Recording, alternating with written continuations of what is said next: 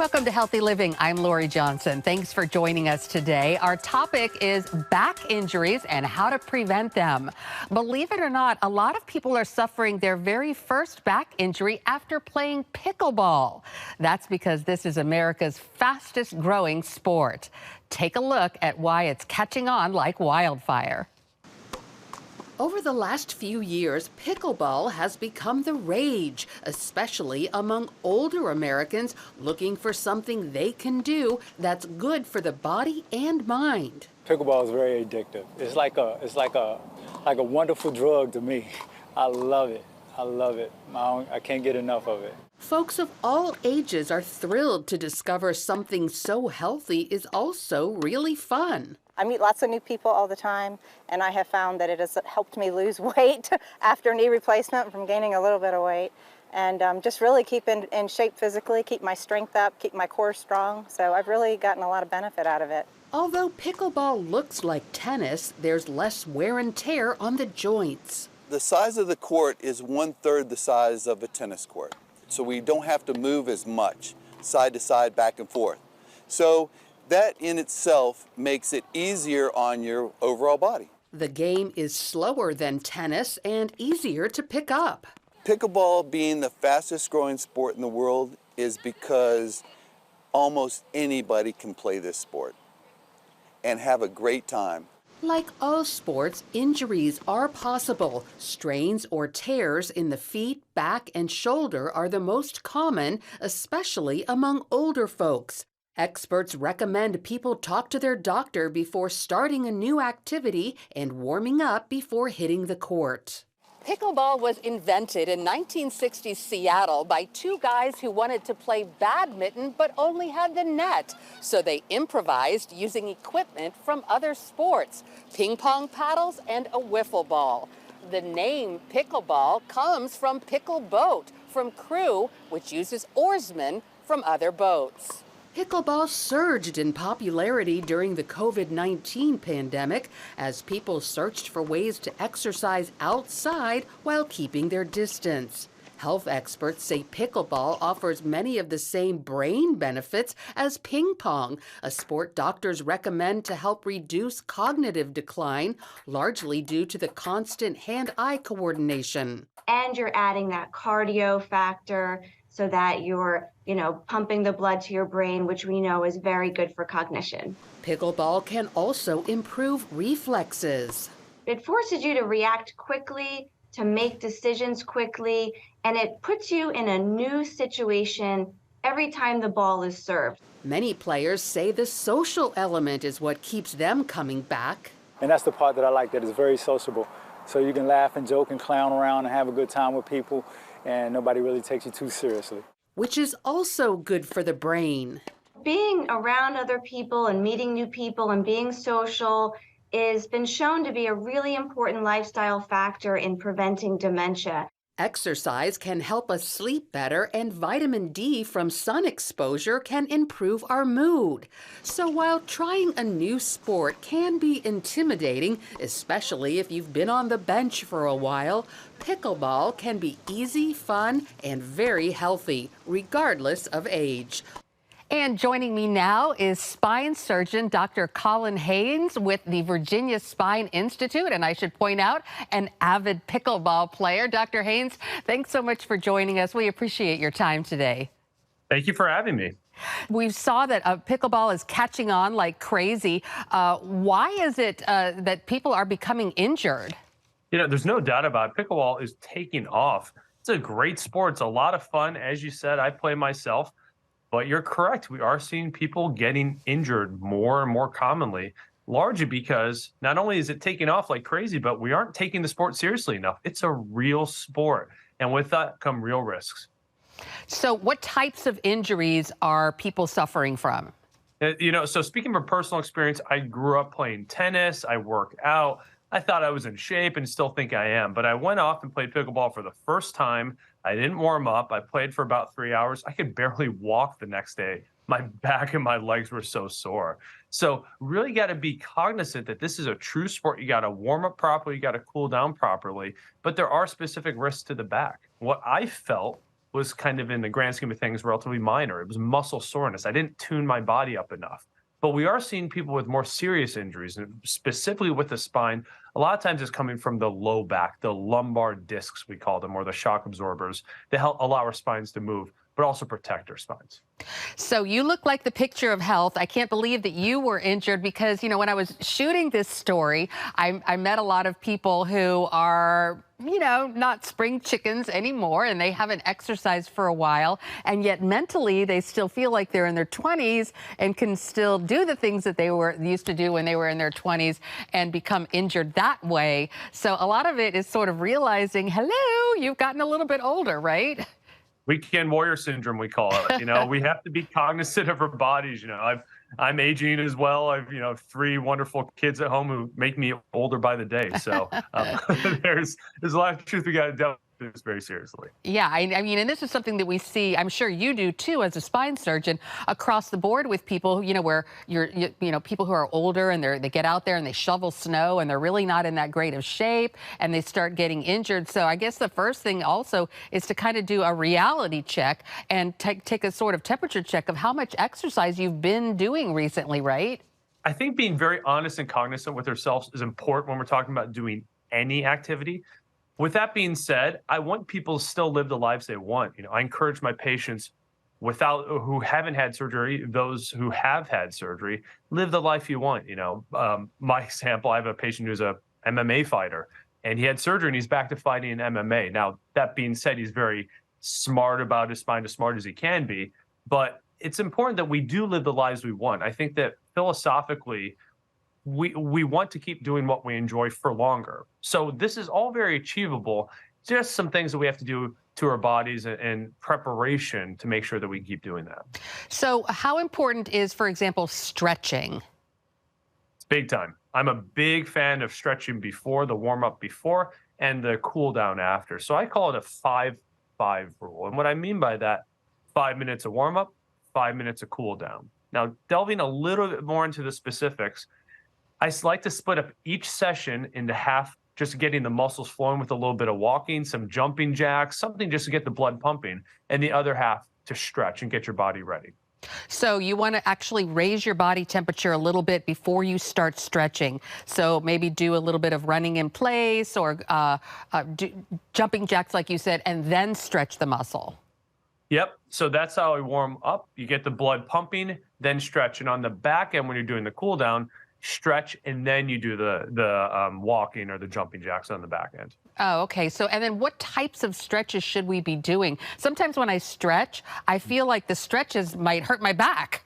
Yeah, it's doing it in the proper manner. I think that for the most part, people, when we think stretching, we jump straight to the hamstrings. We see people bending over and stretching out the hamstrings. We think of the calves, and those are critically important. With that being said, we want to make sure we don't neglect the spine. When it comes to the spine or muscles in general, the way we think about muscles is they're protective. If your muscles are working properly, they offload the work that your spine and your bones and joints have to do. So importantly, there are 3 exercises and stretches that I like to do before we really get into pickleball with respect to the back. 1, just simple cat-cows where you're arching forward and leaning backwards. 1 where you're doing simple twists side to side. And the last one, really focusing on the upper part of the back, stretching and pulling those lat muscles and holding for a couple of seconds. Oh, that's great advice. I've seen people do that actually out on the pickleball court. All right, we're going to take a quick break and be right back with Colin Haines, spine surgeon with Virginia Spine Institute, to now talk about what we can do while we're actually playing the game to help prevent against those back injuries. Stay with us. Welcome back to Healthy Living, and we are continuing our discussion with Dr. Colin Haines, who is a spine surgeon with Virginia Spine Institute. We're talking about sports and how to prevent sports injuries, specifically pickleball injuries, because so many people are getting into pickleball, and folks who haven't really exercised a lot lately in particular. So we talked about the importance of stretching to help prevent back injuries. What do we do once we get on the court to stay safe?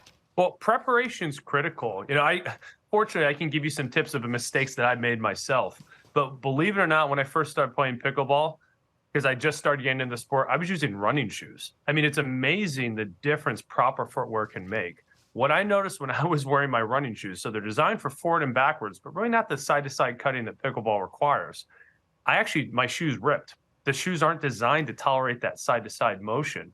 So not only did my shoes rip, and I think that was a trigger for me to say, okay, time to, get smart and buy some real equipment. But also once I started wearing tennis or, pickleball shoes, essentially the same thing, the stability I felt with my ankles was tremendous. So not only was the equipment functioning appropriately, I actually could notice the tangible difference. So comes down to the equipment, I think, is a wonderful way to start. And what about form, the way you play? A lot of times we create these contrasts between tennis and pickleball. And one of the things that I noticed myself is that with pickleball, the racket's really short. So a simple way to pick up a ball with tennis, you got a long racket. You squeeze the ball against your foot with your racket and you lift it up as one. Different ball game when it comes to pickleball. There's a lot of bending forward to pick that ball up. Making sure you use good posture when you're bending forward is critical. What you don't want to do is you don't want to round your back and arch over like this too much. That puts some additional force on the discs, the shock absorbers in the spine. And while most of the time the body tolerates it just fine, that's a position that puts your back at a little bit of risk. So instead, using the old adage, bend with the knees, bend with the hips, and keeping your back nice curvature upward, keeping that proper posture, that's really safest for your back when you're picking the ball up. So any other advice during the game? Because I'm sure you've got tips on what to do afterwards besides stretching. Yeah, don't kill the ball. That was a big contrast that I noticed compared to tennis. When I'm playing net in tennis, you can oftentimes win the point by using power. Well, the ball in and of itself just doesn't go that fast. It's much more of a control thing. So when I first started playing, I was trying to kill the ball. I was really swinging very hard. Actually, too much force, too much of an aggressive twist at the waist. That does risk the back. So not only does it make you better at pickleball when you're just using your angles and using more gentle form, but it's safer for your body as well when you're not trying to overhit. Oh, that's really good advice, because it's kind of a wiffle ball. So, you don't need all that force to get it to go. Anything else as far as, when you're playing, how to protect your back? Well, I like to start slowly. I start playing in the kitchen. You don't want to go and start swinging the racket really hard to try to, again, connect with the ball with too much velocity. Start slow, work yourself into the kitchen initially, and then step back to the baseline, do some actual hits. Mm-hmm.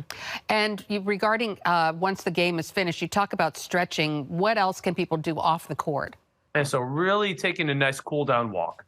Take some laps. Not only is it good and social and good for your mental and emotional health, but it's really good to let the muscles cool down properly. It's like, if you're driving a car 0 to 60, you're supposed to slow down as you drive it on the back, and you just don't stop immediately. The same thing with the human body. Mm-hmm. So obviously a lot of these tips translate into other sports injuries, and now that we're getting into the summertime sports, I'm sure you see a lot of sports injuries. Can you give us some broader tips on how to prevent them, not just for pickleball players, but for everybody? Well, I think my sports injuries are going to come from lugging my kids' equipment to the pool all summer. But with that being said, that's something to think about. Equipment can be heavy, and take a couple trips. I did that yesterday. I'm bringing my stuff, my kids' equipment home from the pool, and I took 2 trips. I used proper form. I kept the equipment close to my chest, and I just didn't go quite as heavy and took a couple extra steps. So for me, that was a wonderful preventative thing that I was able to do. A lot of the other summer activities, swimming clearly is a big one. I'm a big fan of swimming in general for kids and adults. It's wonderful for the core. So making sure you're picking the proper type of exercise is really important. And then also knowing your limits. Don't expect, if you're going to go running for the first time, that you're going to run a marathon. You don't have to keep up with the person who's been running for the last 10 years. Slow and steady really does win the race. Talk about the importance of diving correctly and properly. It's huge. Fortunately, we don't see this too often, but some injuries happen when people don't acknowledge the depth of the water. Making sure that if you're diving, it's the proper depth. Don't go diving in the kiddie pool, and really double check and test the depth before you jump in. Then, of course, when you're jumping in, absolutely form is critical. If you hit the water too hard, it actually, even though it's just water, just transmits some force to the spine. So making sure you're cutting through the water with the proper diving form once you've established the depth is appropriate is really, really important. And so if you're in a lake or something, a lot of times you can't really see how deep it is wherever you're planning to dive, right? Correct. I mean, I'm sure most of us hear these, 1 in a million terrible, sad stories about friend of a friend who broke their spine because they dove into shallow water. It's critical. I mean, that's probably the single most important thing, is know your water depth before you even contemplate jumping in. Yeah, I remember. I kind of shudder to think about some of the cliffs that I used to dive off of when I was much younger, and we couldn't see. We just assumed the water was deep, and whew, we were very blessed and very lucky at the time. All right, we're going to take another break and be right back with spine surgeon Dr. Colin Haines with Virginia Spine Institute to talk about ways to prevent back injuries. Stay with us. Welcome back, and we're talking with spine surgeon Dr. Colin Haines with Virginia Spine Institute about ways to protect your back from injury. And we talked about, a lot of protection measures. What are the most common back injuries that you and other doctors see? When it comes to the neck and the low back, the weak point in general is the disc. And the disc itself, it's the shock absorber. It's the part that separates one bone from another. It's almost the analogy I like to think of, if you're in your car and you drive over a pothole, chances are you're going to pop a tire and not break the axle. It's the same thing with your spine. Because the disc itself is mobile, it's more likely that that is going to be injured because it's the weak point. Now, the symptoms you can experience with disc injuries and disc pain can be neck or back pain, so localized right to the spot of the injury, or if a disc herniates or squirts out and causes pressure on a nerve, it can cause shooting arm pain or leg pain, tingling, numbness, or even weakness. So what should people do when they experience back and neck pain? Should they do ice or heat or back and forth, Tylenol, or just go straight to the ER? What's your recommendation? That's a wonderful question, especially when it comes to ice and heat. That's a question I get all the time. In general, ice tends to be better early. The whole premise and the whole way that ice works is it decreases inflammation. It cools things down and decreases inflammation, which is the swelling that causes a lot of the pain. So in general, for the first day or two, ice tends to be preferable to heat. Heat usually is better a little bit later, a couple days after the fact, because the whole way the heat works is it dilates the blood vessels, increasing the blood flow. It helps to do some actual healing. Now, ultimately, tell people whichever one feels better. There are certain circumstances where heat feels better than ice early, but in general terms, ice first, heat later. As far as your next question on saying, well, when do I get this checked out? There's a little bit of the common sense test that applies. There are certain red flags, we call them, that we look out for. That's if people have seriously bad shooting pain, numbness, or especially weakness. Those are somewhat red flags that we look for that says, hey, get in sooner rather than later. If it's something that gradually gets better over a couple of days and the pain seems relatively controlled, that's usually something that's worthwhile taking some anti-inflammatories as long as it's safe for you, and trying some ice before you call your doc or the ER. But in general terms, if there's a question in your mind, if something doesn't feel right, call your spine doc, call your PCP, get in seen by urgent care sooner rather than later, because the sooner we get you answers, the faster we get you feeling better. And obviously, rest. Don't go back onto the pickleball court or whatever else you were doing right until you feel better. Am I correct? There's no ego when it comes to injuries. If you're hurt, the smartest thing to do is slow down. Yeah.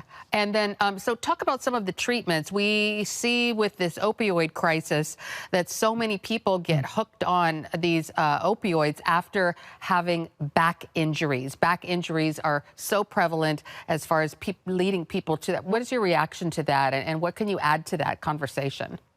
Yeah, the wonderful news, and people ask this all the time, I'm a spine surgeon, but the vast majority of what I do, while I do a lot of surgery, is actually non-surgical treatment of the spine. About 90% of spine injuries people get over. We get this cleared up without surgery and get people back to the normal, active, functional lives they want. Now, the good news also is whether it's with or without surgery, pretty much do that in general without opioids, without the narcotics, without the addictive medications. They have their role in the short term, but long term, studies show that they're not overly effective for managing pain because our bodies build up this tolerance to it. And then we end up needing to give more and more medications to achieve the same results. So oftentimes, as long as it's safe, and there are a couple of reasons, make sure you check with a primary care doc about why you might not be okay to take an anti-inflammatory, but ibuprofen, naproxen, Aleve, those medications actually tend to be the first line that we give to help alleviate symptomatology. That is just really a huge statement that you just made. I was wondering if you could make it again about, the opioids really not being as effective long term. A lot of people do not realize that or even believe that. Yeah, so when someone takes a medication, an opioid, if they've never had any opioids beforehand, gives them a bump to their pain about here. But over time, the body catches up. So then, once you have developed a tolerance, you need to take more, and the body catches up. And then that phenomenon keeps going. So we see the natural history of people who take chronically opioids is this sort of game of catch up, which requires more and more medications. You can see why so many people get addicted. All right. Well, on that note, we're going to take our final break and be right back with Dr. Colin Haines, a spine surgeon with Virginia Spine Institute. Stay with us. Welcome back, and we're continuing our discussion with Dr. Colin Haines, a spine surgeon who is discussing all the non-surgical ways to heal back injuries. Can you talk about the other types of ways? So while most of the time back injuries, neck injuries, disc herniations get better without surgery, there are times that interventions are needed. Well, once upon a time, the only option was a fusion, or basically putting a spine and having it grow together as one solid piece. Problem with that is our bodies want to move. Nowadays, we have disc replacements, which are wonderful treatments. We're not fusing people with knee arthritis. We're doing knee replacements to keep the body moving. And the same thing in the spine. We have low back and neck disc replacements. Another really exciting thing is actually a field of what we call regenerative medicine, stem cell therapy, using someone's own healing cells and own healing tissues to actually heal injured areas and nudge them in the way of back to health. So really, really exciting time of spine because we're more effective, but also able to do stuff less invasively. I love to hear about all these exciting new advances. All right. Well, unfortunately, Dr. Haines, we're out of time, but we definitely appreciate all your expertise and the advice that you've given us. I love to get all that free medical advice. Can you tell our viewers where they can find out more about you? Yeah, there's more free medical advice on our website, spinemd.com. Also, I put a ton of tips and tricks on Instagram itself at Colin Haines, MD. All right. Well, once again, thank you so much for your time today. We appreciate it. Thank you so much. And thanks to you for joining us for this edition of Healthy Living. I'm LORIE Johnson, and we'll see you again next week. Bye now.